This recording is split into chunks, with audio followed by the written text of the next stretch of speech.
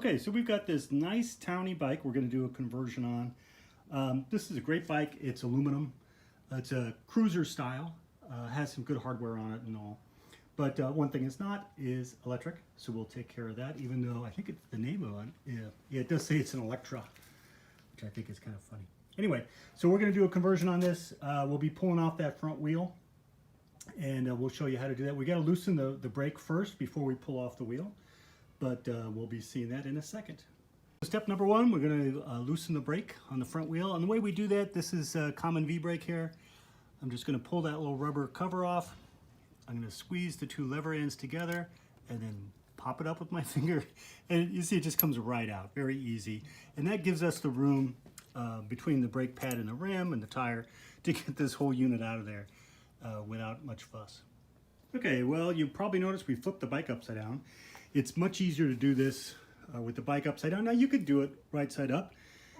Usually it works best if you have someone else there to help you, but if you're solo, this is the best way to do it. Now I'm using a piece of carpet here. It's actually out of the back of our SUV, but we don't want to get your seat scuffed up, damage your handlebars, your grips, or anything like that. So a piece of cardboard, maybe some carpet, whatever you happen to have around would help it. Just newspaper would work as well. Anyway, so this wheel is a quick release. So we are going to quickly release it here. I'm going to back that off a little bit. Make sure we have room on this side. That is spinning. Okay, there we go. And pull that on out. Okay, so that's pretty simple. And that's how easy it is to remove the wheel. Now we're going to get a SmartBikeWheel and we're going to pop it in place. Now you'll notice this particular fork has got the little dimples on the side, so we need to be aware of that. We also are aware that we need to insert the SmartBikeWheel right side up for the gyro to work correctly, so we'll be taking a look at that as well. And we got our SmartBikeWheel right here. First thing to note is the emblem side goes on the side with the chain, right? So we want to have the SmartBikeWheel oriented correctly. Now on the flip side, you'll notice on the axle there is a shiny spot and there is a part that's painted black.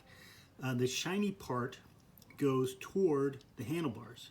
So in this case, this SmartBikeWheel is upside down. And that's important because that's how the gyro knows what it's doing. If you put this in upside down, gyro is going to be very confused and some strange things will happen. So we want to make sure we've got the gyro oriented correctly. And the way to do that is make sure that this shiny spot on the axle, on the side opposite the emblem, that side is, the shiny part is pointed toward the handlebar. So I'm going to flip over to the tripod because I need both hands to pop this onto the front fork here.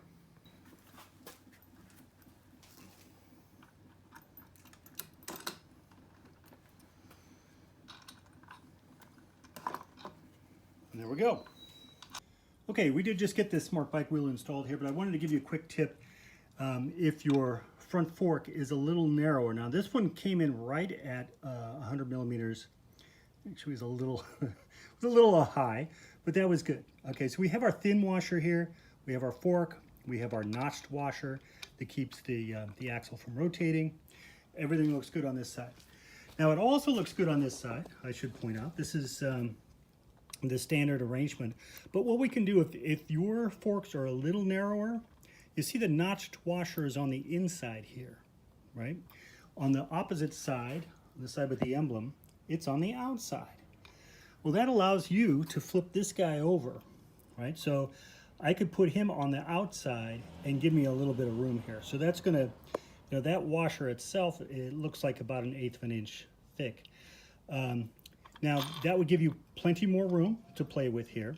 Now the other thing you can do is not just remove this washer, but use some of the washers we ship in the kit. So maybe one washer in here would give you enough room, maybe two. But if not, you can just flip this over and have it fit in there. Now the important thing here is that these are the bolts that hold on the disc brake. So in this case, we don't want the fork to be so close to the wheel that it hits these guys, right?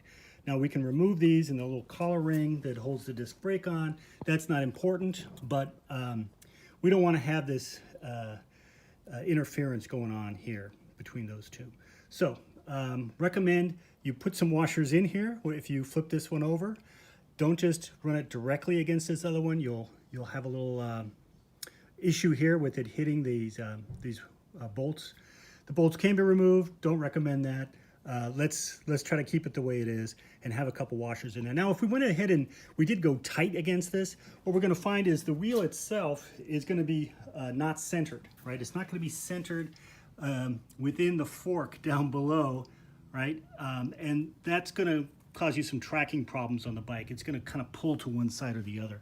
So we don't want to do that. So we don't want to make it so that the wheel is way off on one side versus the other. But you have a little bit of room here is what I'm trying to say. So if you need to make an adjustment, and it's only off by a little bit, like the fork just will not fit in here to get this in place. You have a little bit of room by flipping over the notched washer to the outside and using a regular flat washer in here to give yourself a little more room. Okay? Okay, we flipped our bike right side up again. And first of all, I should probably mention to you that you will notice that it's quite a bit heavier than it was. So be prepared. Anyway, it's not any more difficult to flip it over. It's just a little awkward because all the weight is now moved to the front wheel. Okay, so on our brakes, you'll notice there's a little spring that is popped out of the lever here. These are the springs that pull the lever away from the rim so that the brake is not activated constantly. Right, so we need to put that back in place. This happens sometimes. It's a very easy thing to put back in place. You'll notice there's a little post here. We just need to push that on the other side of the post, and there's a little ridge in there to keep it in place. So that gives the brake lever some tension to keep it away from the pad when it's not being activated. So make sure those are in place before we go about reconnecting the brakes and making our adjustment.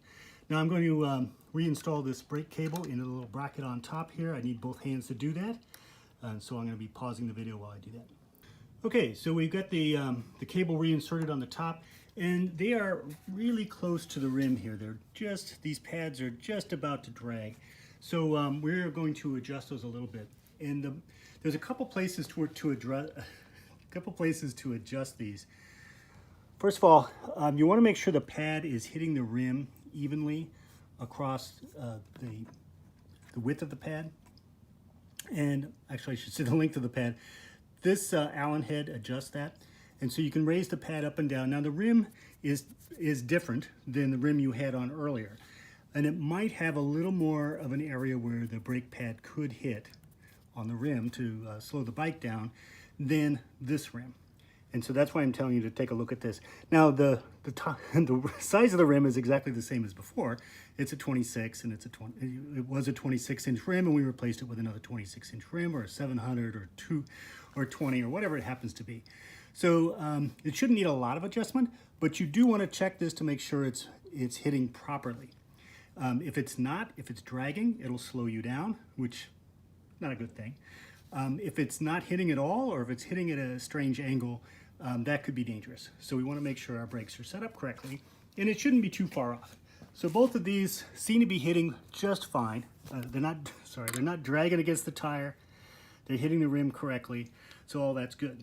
Now they are a little tight in here, so we don't want to have any drag. So what we're going to do is make a little adjustment on the length of the cable. So what we're going to do is make an adjustment to extend the cable out a little bit, allow the brake levers to relax a little bit, be a little further out, and that'll give us a little more room around the rim so that it's not dragging at all. Now the easy way to do that is up here on the lever, and what we're going to do is we'll loosen this lock nut here, and by screwing this in, we're changing the length on the cable wire. All right, I'm going to bring it all the way in just to make it easy. Now you don't need, you would adjust this as you saw fit, but what I did there is it just gave me a little more room down here on the brakes, and now I don't have an issue with the dragging. I don't know if you can see that's any better, but I can feel it in here that there's a little bit of room there, and the wheel should turn freely. Okay, so once you get this guy in adjustment, make sure you tighten down this lock nut here, right? I think I called it a lock washer earlier. It is a locking nut. The idea is it is turned so it's pressing against the lever itself, not against the cable here, and that way it keeps it from spinning loose and the brake going out of adjustment. You should be able to pull back the lever and have it activate the brakes well before it hits the handle, right?